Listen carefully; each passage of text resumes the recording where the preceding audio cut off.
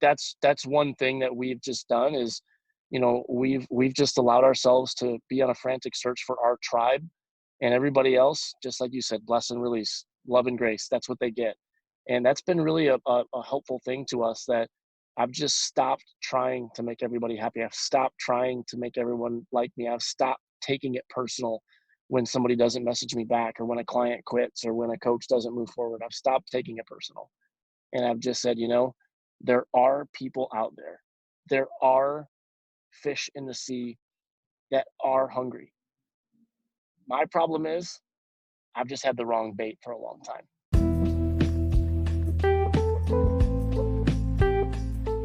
Welcome to the Network Marketing Made Simple podcast. I am your host, Scott Aaron, and each and every week I'm going to come to you with short, simple, and powerful tactics of how you can grow your network marketing business, brand, bank account, and impact on those around you. And just remember, network marketing is not easy, but it can be made easy with simple steps to create the success that you truly deserve.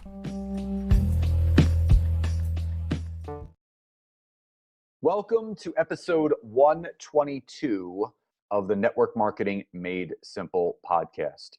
And if you are a new listener, then welcome.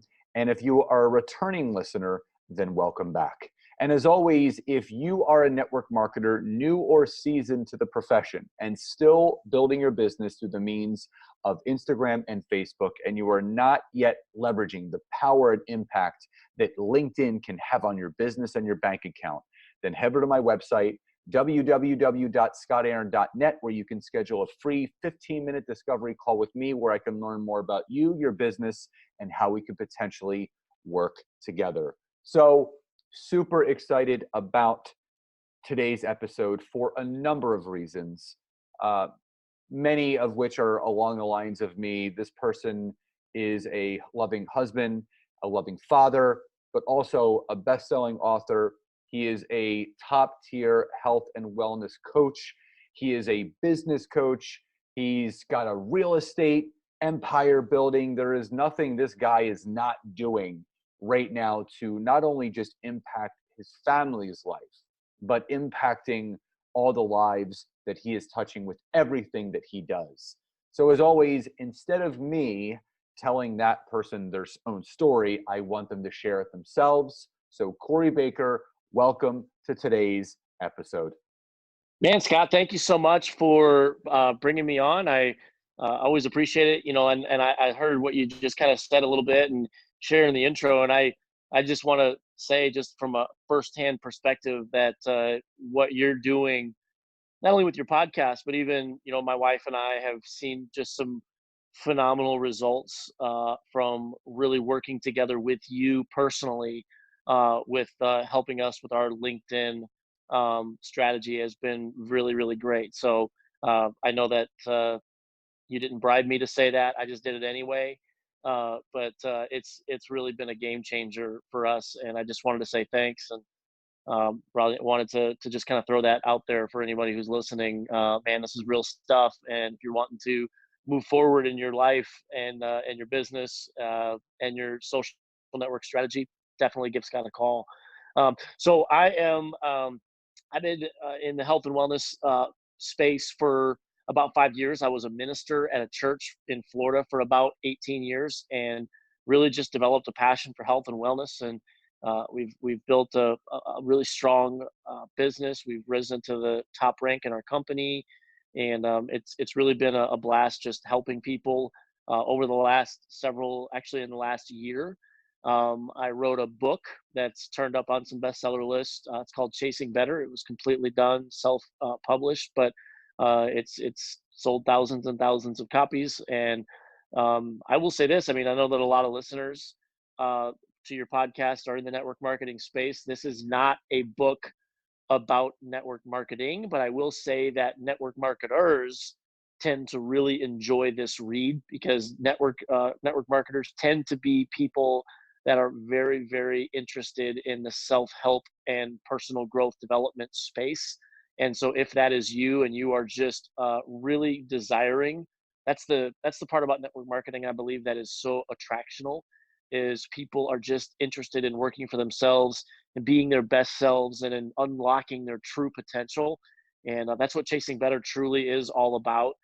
There's a section there about, health and wellness and money and fear and worrying about what other people think about you and being a better communicator and just all kinds of stuff. It's just really about, kind of the premise of it is about, all of us have a person we are, and there's a person we want to be. Chasing Better is about shortening that gap so that the person that we want to be and the person that we are the same person.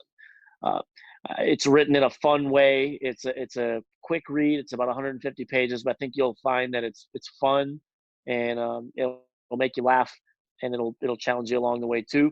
Also started a podcast with the same name, Chasing Better, that has really gotten some great reviews. And I'm just someone that really likes to add value and help people along the way everywhere I can. My wife and I live in Lexington, Kentucky, and we have two daughters that are here. We're in the process of building our dream home and just really enjoying what we get to do and make it our mission every single day to add value to as many people as possible. So that's the Cliff Notes version, and a little bit about me. I'm a crazy Cubs fan, huge Cubs fan, like biggest Cubs fan on the planet, like go into depression when they lose for type of a Cubs fan. Uh, but yeah, that's a little about me. Amazing. And I just want to go back and just say thank you for the edification. Both you and your wife are just such first class people. And I'm just, grateful that I had the opportunity to work closely with you guys. And I appreciate your just honesty with everything. And obviously for the listeners, the link to your book and your podcast will be in the show notes so people will be able to access them immediately. And I want to go back to something that you said, that you started in ministry.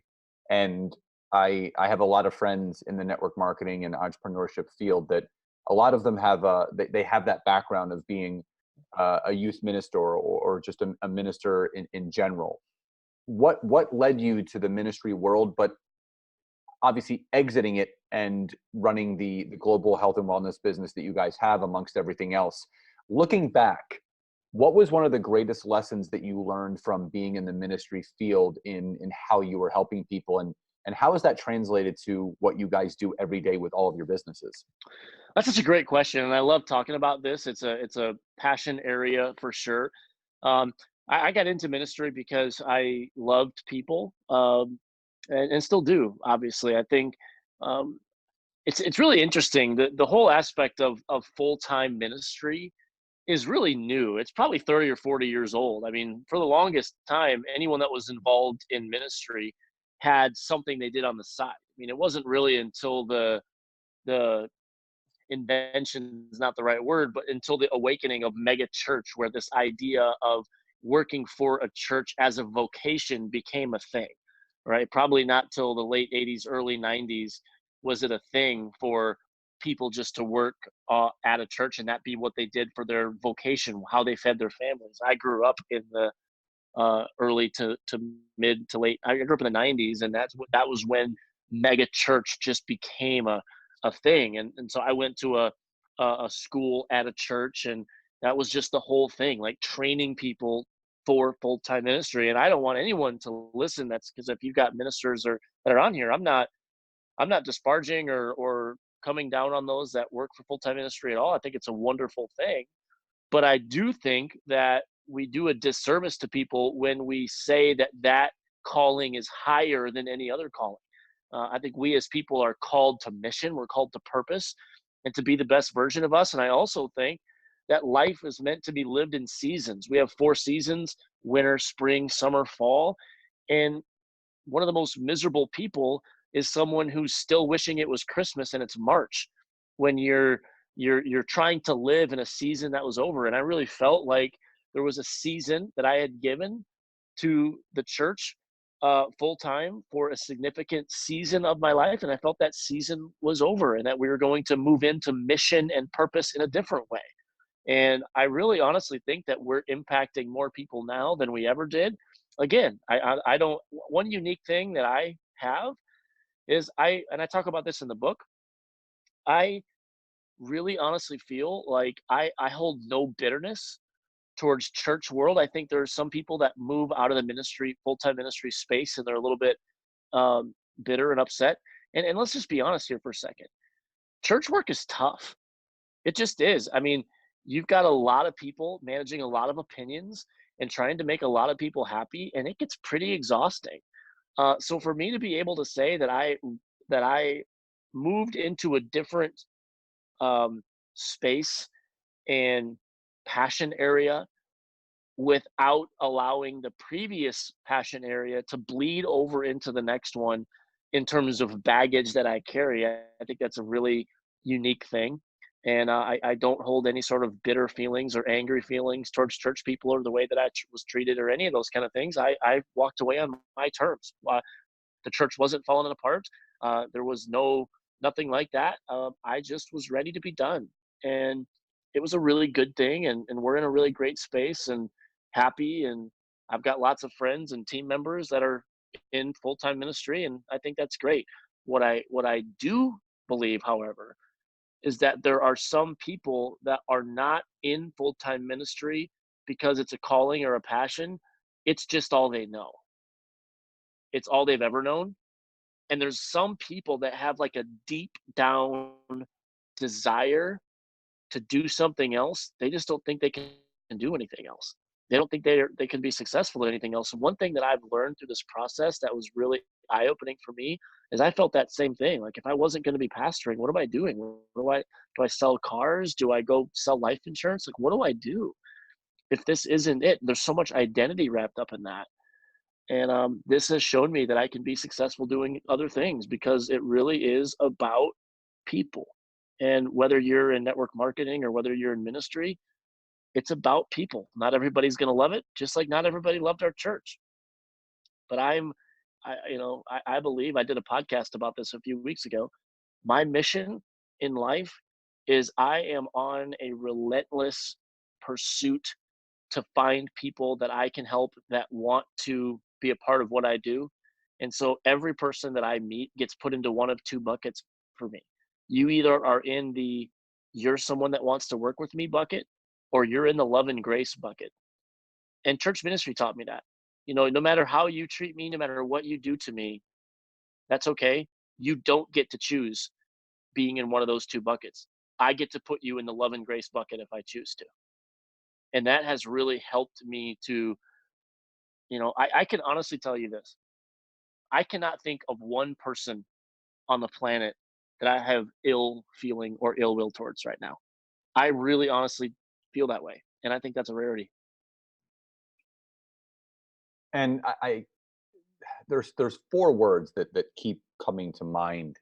One is faith, two is love, three is commitment, and fourth is identity. And nothing has to be tied to religion. And what I've learned is that having humility and really owning your own stuff, and the whole concept of turning the mirror around on yourself, and really looking deep into yourself, and what am I doing this for? What is my purpose? And you hear about the walking dead, which are the people that just kind of just are going through life. They're not Hmm. really seeing anything else that's going on around them. And in a way, you and I both had kind of like awakening moments. They were just in different forms. And Right.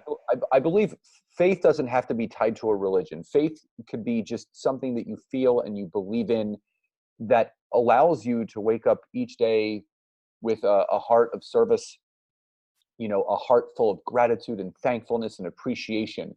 And that's what really drives you forward. Mm. And when you're in the people business, and that's what a lot of network marketers, and I'm glad you pointed that out. A lot of network marketers, between you and me, they're making it about themselves.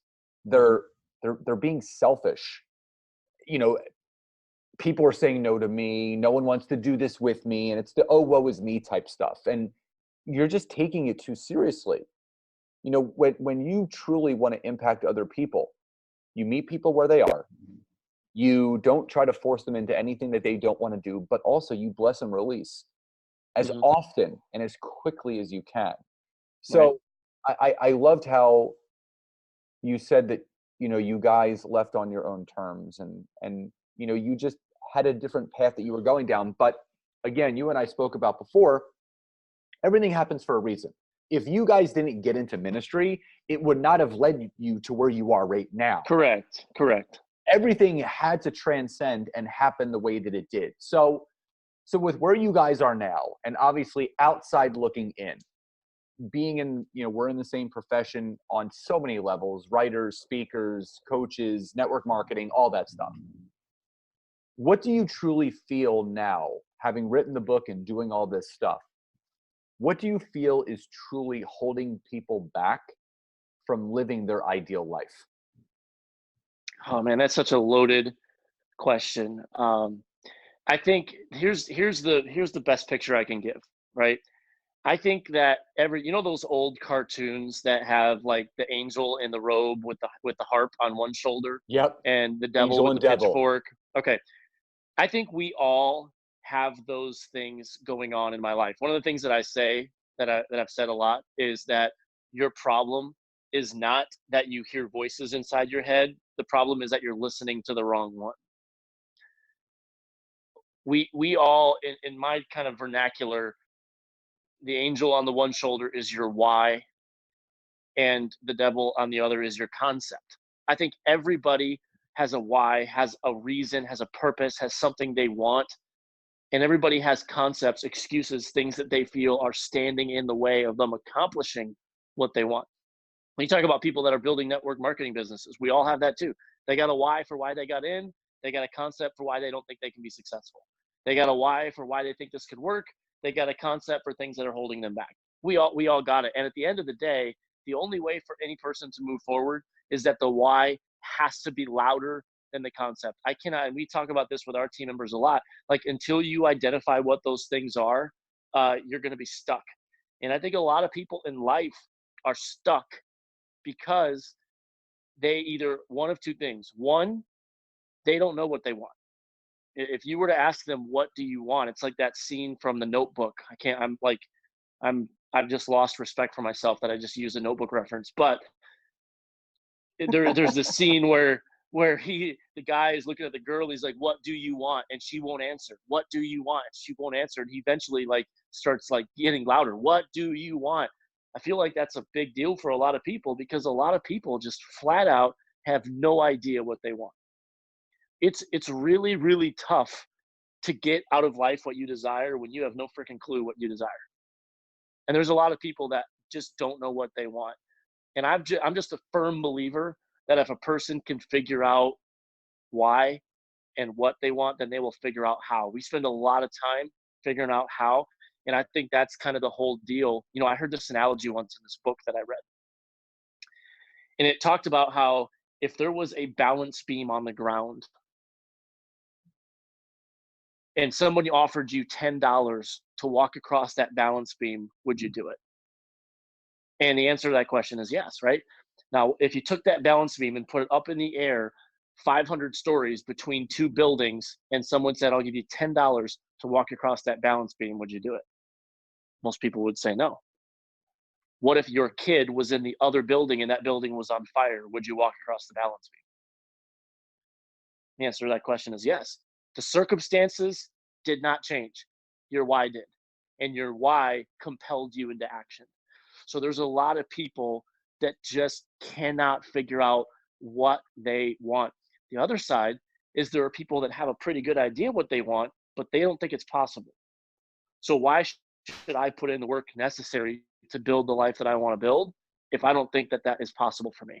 So that's a lot what we do. And I think there's a lot of people in life that are just stuck on autopilot, like you said, or like the movie Sixth Sense, like I see dead people.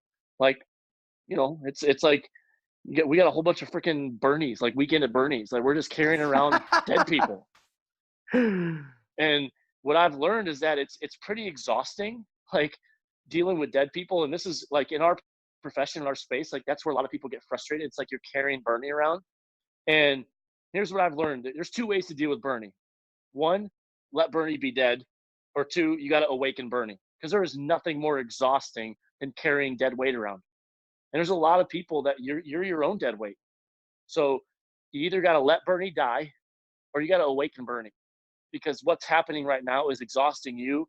And there's just a lot of people that's why they get frustrated, because you're trying to carry something that's dead. I love that. It's we all can either be the Walking Dead Bernie or the alive and thriving Bernie, and it's one of my favorite movies too. It's really Yeah. great. No one's ever seen that. So everyone talks about the why, and there's people that just they don't know what their why is. But I want to talk about something that has to do with the why, because it has to do a lot with what you read, what you listen to, but most importantly, your circle of influence. And I think Right. this is one of the hardest things for people to change, because you and I both know we have never told our teams or our clients, stop talking to your friends, stop Hmm. talking to your family, find some new people. No, you meet people where they are and you love and honor them where they are, but you you are the sum of the five people that you spend the most time with. So if you're not happy with where you are personally, professionally, monetarily, spiritually, whatever it is, you got to go find other people that are more in line and keep the people where they are. Right. How important, and this is network marketers, entrepreneurs, anyone, I mean, they need to hear this, because the reason why most people are stuck, it's not because of them, it's because who they are taking the wrong advice from. How important has it been for you to shift your circle of influence? But in the same breath, how important is it for entrepreneurs, network marketers, business coaches in this day and age to have that sound and motivating sphere of influence around them? I think one of the things that is the most debilitating for people that are trying to build businesses of any kind, one of the most harmful things that a person can have is an attitude of scarcity. This idea that, why should I try to build this? Everybody in my news feeds is already doing it. Everybody in my profile, everybody on LinkedIn, everybody on Facebook, which is bullcrap. But that's just a pretty good, clear sign that it's time for you to step out and meet new people. I have a firm belief that is, you have the life and the business that your comfort zones allow you to have. Your current business, your current income, your current rank, whatever it is, your current comfort zones are allowing you to have the business and earn the income that you're currently making. So it stands to reason that if you want more, and if you want to earn more and help more, then it's going to cause you to have to get out of your bubble that you created. We all have bubbles. We all have comfort zones. It's just natural. We like comfort zones. They're comfy. We like feeling comfortable. But I just have a firm belief that everything we want in life is on the other side of challenging and confronting the things that we're afraid of. And here's the deal. I really think that people need to learn. I wrote a chapter in the book about this, about fear. We should learn to be grateful for fear, because fear for most of us is a pretty clear indicator of the direction we should be going. Here's why a lot of people don't have what they want in life. Because what we are taught is we identify what we're afraid of and we run away from it. The few people in life that have what they want identify what they're afraid of, and they friggin' run right towards it, You and they know, overcome it. That's what fear, Batman did, yeah. right? I mean, Batman, go ahead. Bat, Batman creates a whole identity about finding the thing that he's afraid of and allowing that to become part of who he is. And I know that's a cheesy analogy, but that's the whole deal. Like, there's just so many people. We are most people today are in a prison, sitting in a cell with the key in their own pocket, and all they got to do is go and unlock it. You know, fear is such a powerful thing because it's a choice. And whenever I did a keynote in Atlanta, and I'm going to Denver to do another one. And I always have the audience repeat after me, fear is my friend. People Absolutely. they don't realize the power of leaning into fear. And the analogy that I give people is that, you know, if you're a downhill skier and you succumb to the fear and you lean back in your boots, guess what's going to happen? You're going to fall on your ass. Yeah. The fact is that we choose to let fear paralyze us. We choose to let fear pause us.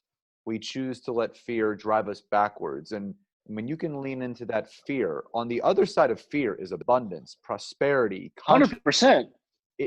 It's everything. So, and And here's one other thing too. I'll say, fear is actually a great motivator if we learn how to be afraid of something different. Like, I'm no longer afraid of what people think about me. You know what I'm afraid of? Obscurity. I'm afraid of being normal. I'm afraid of making the same thing my whole life. I'm afraid of nothing changing. That's what I'm afraid of. So my fear moves me into action. I've just elevated what I'm afraid of in other areas. So I don't think fear is bad. I think what we are afraid of is bad. And you know, fear, if you look at it from that perspective, can be a really great motivator. Some people, it's just as simple of stop trying to get rid of fear and start trying to use it and change what you're afraid of. something I tell people is, and I remember having a conversation with one of my teammates, and they were unhappy with where they were in their business, Yeah. and they were just frustrated. They felt they should be doing better, and I said to them, I said, listen, this is your side hustle. And they said yes. And I said, so your husband has a job and makes good money? And she said yes. And I said, you have a job and you make good money? And she said yes. So I said, is your back truly against the wall, or are you creating a story that things aren't going the way that they should be? And she goes, I'm creating a story. And I said, let me dig a little bit deeper. I said, you have to be grateful that you actually have this as a side hustle, and this is not your sole source of income if it's not where you want it to be. You actually have a full-time job that is basically funding your side business. Yeah. Because how different would your life be if you woke up tomorrow and you got laid off? And they said, that's a really good point. So what I tell people is, even if you have a full-time job right now and you are building this business on the side, if you started to treat it like you are getting fired from your full-time, comfortable, twice a month paid job, how differently would you build your business? Yeah, that's a really great question. And I think, because I've asked that question before, and a lot of people, when they really break it down, they'll say, how would I treat myself in this space if I had me as an employee? And a lot of people honestly say, I'd fire myself. And it's true. It's one of those things where if you don't start looking at things a different way, you're going to never know how to actually do things a different way.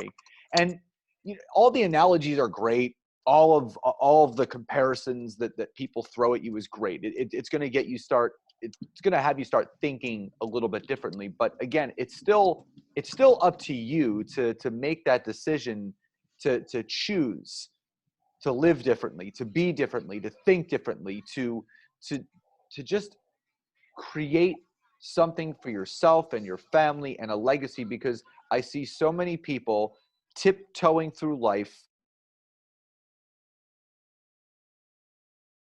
and they arrive at their graves safely. And I think people, honestly, they get too comfortable, and Les Brown actually says it best. He says those that take the easy road end up living and creating a hard life, but those that take the hard road will end up creating and living an easy life. So let's talk Right. about that for a second, because you haven't always had it easy. You and Julie had to go through some stuff.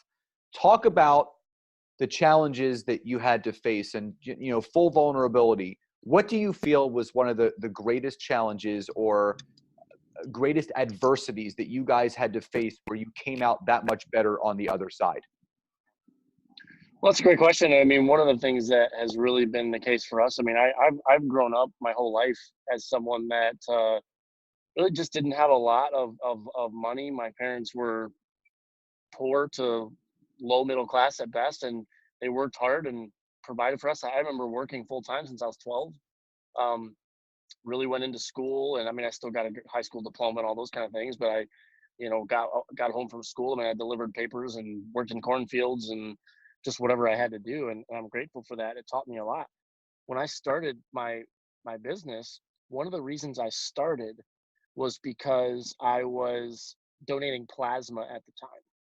And I was doing it because this is crazy to think about. This was 5 years ago. I was donating plasma 2 days a week for 4 hours a week for $300 a month.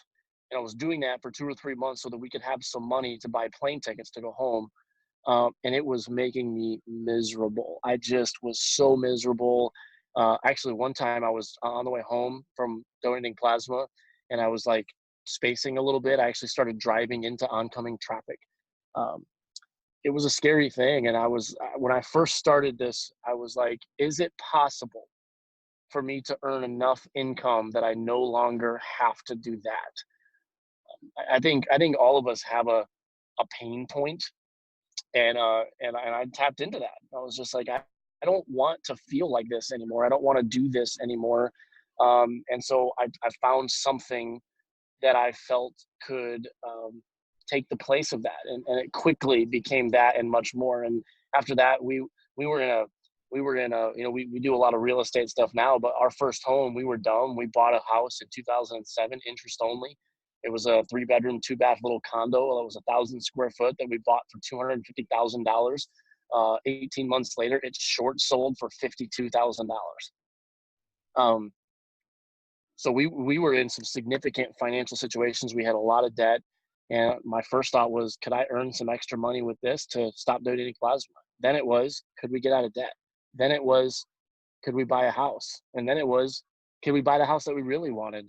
And that's kind of what we're doing now. And um, I think ultimately, eh, one of our Jim Rohn is like a hero of a lot of people that are in this space, and he's famous for saying that if you help enough people get what they want, you'll have everything that you want. And you alluded to this earlier, that a lot of people get into this space and they do it all wrong because they are trying to figure out what's best for them instead of trying to serve others. And I think if we would all focus on being more attractional, you can start all the conversations and post as much and message as many people as you want to, but if you're not attractional, you're going to have a tough time in this space.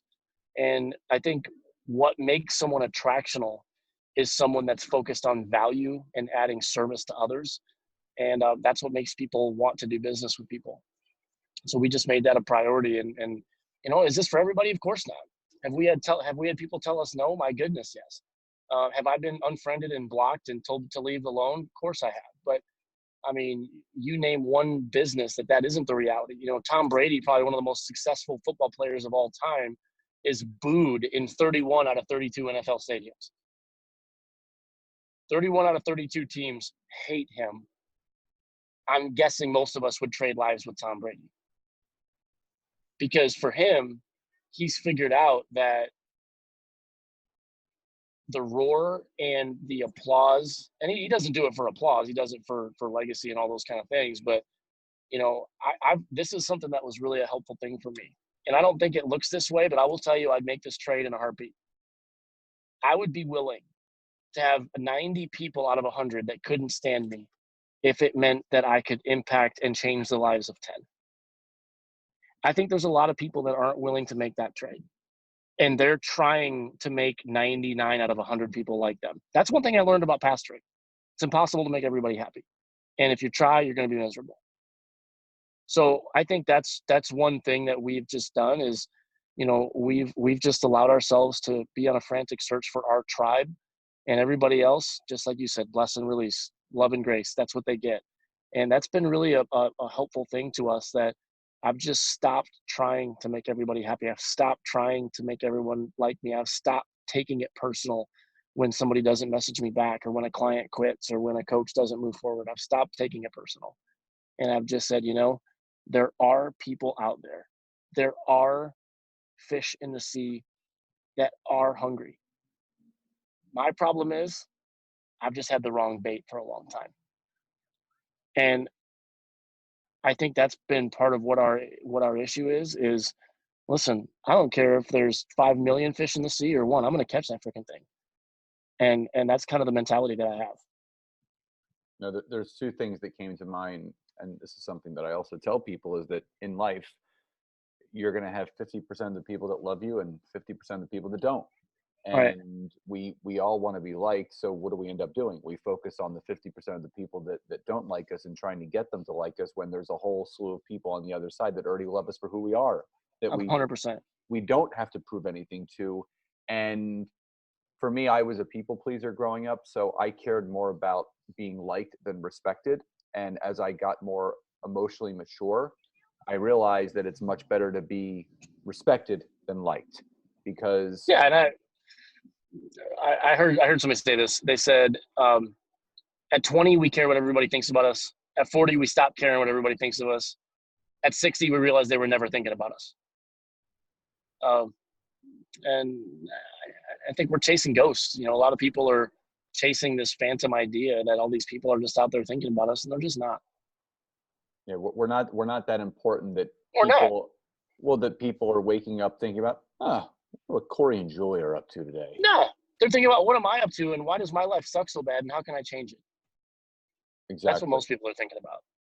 So this is one of those episodes where I really feel this was one of those episodes that I like to consider a gut check episode for people, because I don't feel, and I'm not sure if you would agree, but I think there needs to be a little bit more transparency and honesty, not just in network marketing, but in entrepreneurship. People keeping it real, like how you and Julie do. Things aren't sugar coated. This is life. And I just appreciate just the rawness and the realness and the vulnerability that you've shared, because sometimes you have to learn a hard lesson to create an easy path for yourself. And I think this is one of those episodes. So I have two final things. I have one final question, but more importantly, can you leave the listeners with obviously where they can connect with you on social media, website, book, podcast, and obviously that'll be included in the show notes, but just so if they're listening now, where they can go immediately to find out more about Corey Baker? So, I'm on all the platforms. I mean, you can find me on Facebook, at Corey Baker. I think the easy shortcut is Pastor Corey Baker. But on Instagram, I'm Corey Baker 12. On LinkedIn, Corey Baker 12 at me.com. So I'm on all those places. You can find me there and catch up. You can get access to my website, Corey Baker 12. I don't even use. I forgot my. How awesome is it that I forgot my own my own website? It's okay. Like Corey Baker, it's CoreyBaker12.us. I was like, I know it was .something. I know it's .com because I tried to get it, but I know it's Corey Baker 12. It's I'm sorry, CoreyBaker.us. Awesome. Not 12. Yeah, CoreyBaker.us. How's that for being incredibly unclear? CoreyBaker.us is there, and I actually have another book that's free on CoreyBaker.us. If you go to CoreyBaker.us, you can download a book that I wrote for free called Learning to Laugh. If you like to laugh, you need to read that book.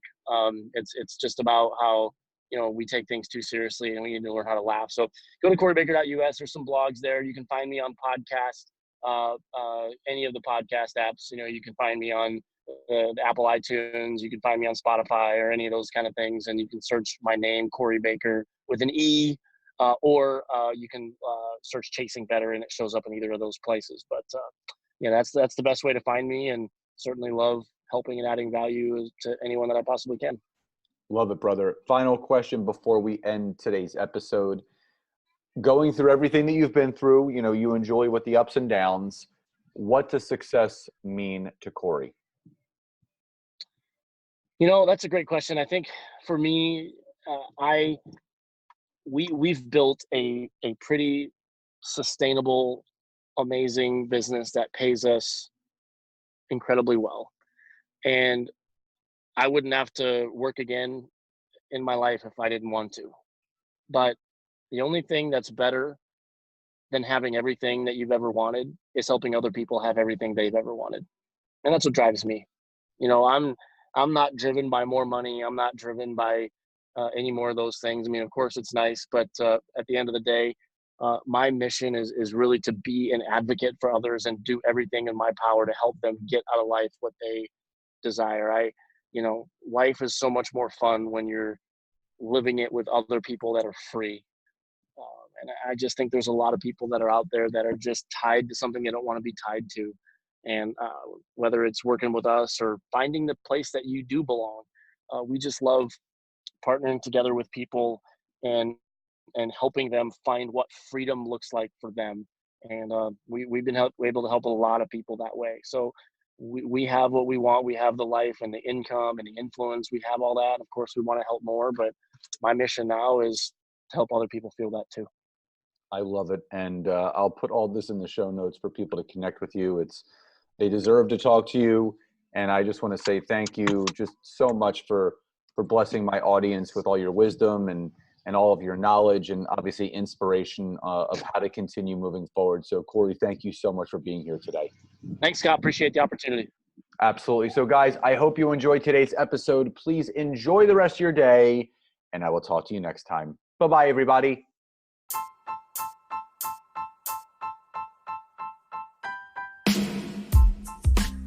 Thank you again so much for checking out this week's episode. And if you can, head over to iTunes, search for Network Marketing Made Simple, leave me a 5-star rating, basic review. I would be grateful for all of the support you guys can give me. And again, if you'd be interested in learning more how to utilize LinkedIn to grow your business, your brand, and your bank account, head over to my website, www.scottaaron.net. Fill out the form for your free 15-minute discovery call so I can learn more about you, your business, and how we can work together. And again, thank you guys so much. Grateful for you all, and I'll see you next time. The podcast you just heard was made using Anchor. Ever thought about making your own podcast? Anchor makes it really easy for anyone to get started. It's a one-stop shop for recording, hosting, and distributing podcasts. Best of all, it's 100% free. Sign up now at anchor.fm/new. That's anchor.fm/new to get started.